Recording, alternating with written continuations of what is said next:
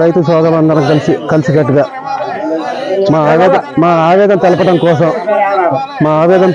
కోసం ఎందుకంటే ఇది ఈ సంవత్సరం జరిగేది కాదు, గత ఎప్పటి నుండి కూడా ఈ సాగరం పనేటప్పటికి గవర్నమెంట్ దృష్టిలో లేకపోవడం వల్ల మా కర్మ, ఫస్ట్ ఆఫ్ ఆల్ మేము తీసుకున్న కర్మ ఏంటంటే రైతు సోదరుగా పుట్టడమే సాగోదింప చేయడం పెద్ద కర్మగా భావిస్తున్నాం. ఎందుకోసం అంటే దీన్ని ఏ గవర్నమెంట్ ధర నిర్ణయించదు, ఒక్క మిల్లర్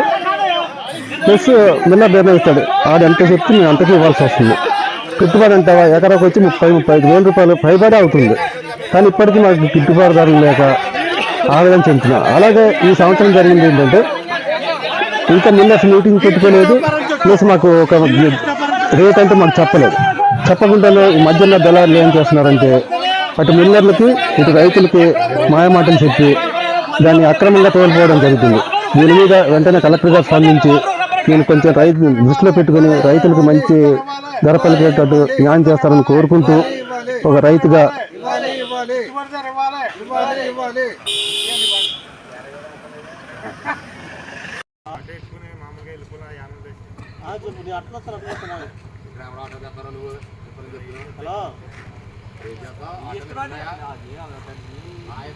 హలో